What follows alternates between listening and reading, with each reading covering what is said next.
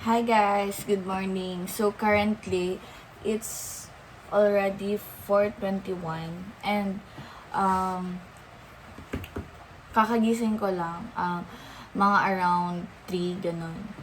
Tapos nag-prepare kasi ako ng food ng dog ko. Tapos gumawa din ako ng food ko. So ayan, pakita ko lang. Ayan. So, meron tayo ditong apple, banana, kiwi, strawberry, and yung grapes. So, yun yung aking prepare. And also, black coffee. Ayan. So, meron din tayo ditong ice molder, which is nilalagay ko sa face ko kapag morning. Para at least hindi puff yung face natin kapag pupunta tayo sa work. Ayan. Super lamig niya guys, pero okay lang kasi kapag sanay ka naman na, hindi na siya gaanong kalamig. So, dapat prepare ka lang ng towel just for the wet na mahuhulog sa face mo para hindi ka masyadong malamig. Ayan. So, maraming benefits ito guys. Mas nakakapalighten up ng skin and nakakapa-close ng mga pores and mas nakakapaganda ng ating mga face.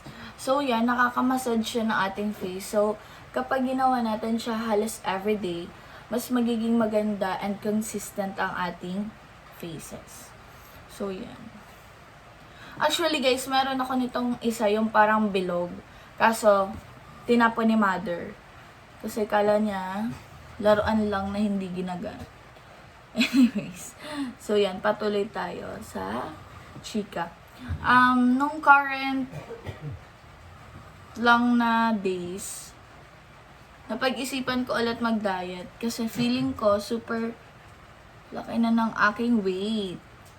Ano guys, parang nasa around 69, parang ganun na siya kataas na level. So ngayon, napag-isipan ko at least mag-balance diet para hindi naman tayo lumobo ng parang 100 kilos. Pang ano-ano lang, Barbie-Barbihan lang. So, ngayon, bumaba na siya, nasa 60 na lang siya. Pero, ang ginagawa ko kasing diet plan is mga, yung parang nagka-calorie deficit ako at the same time, yung diet ko is 1 meal a day or OMAD na tinatawag. So, napakahirap niya talaga guys, as in, parang hindi mo kakayanin kasi nagka-calorie deficit ka na nga, konti na lang yung kinakain mo, tapos 1 meal a day ka pa.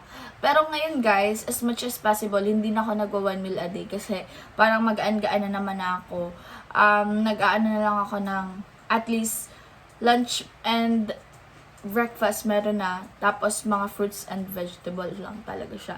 Paminsan, nag-chicken ako dahil protein naman na yon. So, yun ang pinakang ano ko. Tapos, tinanggal ko talaga yung rice. As in, tinanggal ko yung rice. Pero ano din naman ako na magkaroon ako ng cheat day para at least meron akong parang isang araw na makakain ko yung gusto ko. Pero, yung gusto mong yun, at least minimal lang yung makain mo, hindi yung super duper na makakain mo lahat and everyday kumakain ka ng kung ano-anong fatty foods. At least one day, nagawa mo yun na parang ano lang siya, at least konti lang siya, pero okay na yun, at least nakakain ka ng gusto mo. Pero mabubusog ka pa din naman yun kasi one day lang yun.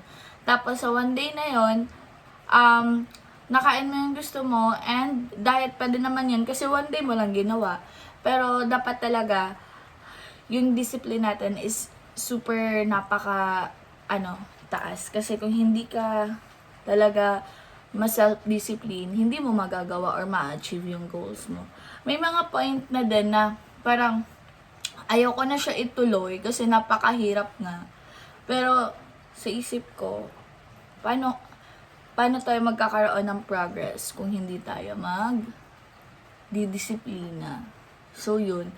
As of the moment, pa 2 weeks ko na ngayon na nagda-diet.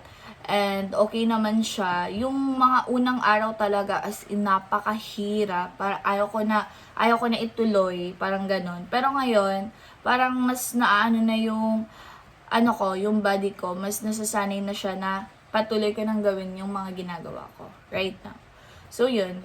Napakaganda niya, guys. Actually, yung ginagawa natin na parang kain ng kain ng kain, yung regular na kain, yung may ulam, may rice, okay naman yun. As long as dapat minamaximize natin yung mga kinakain natin. Pero, mas maganda guys, kung at least fruits yung kinakain natin and vegetable.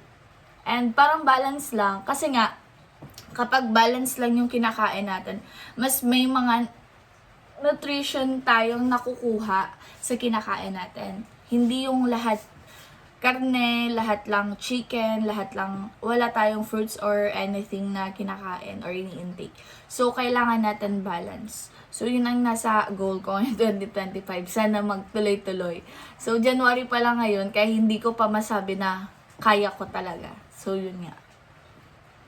So, sabayan nyo na lang ako guys sa journey ko. Sa kakemehan ng buhay.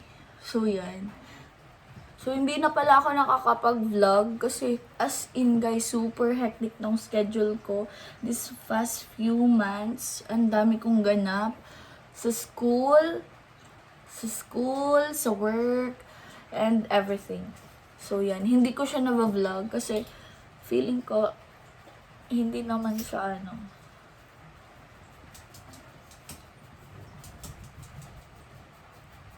So, yan. Sana magtuloy-tuloy na din tong vlog ko. Ito yung first vlog ko ngayong 2025 actually. So, yan.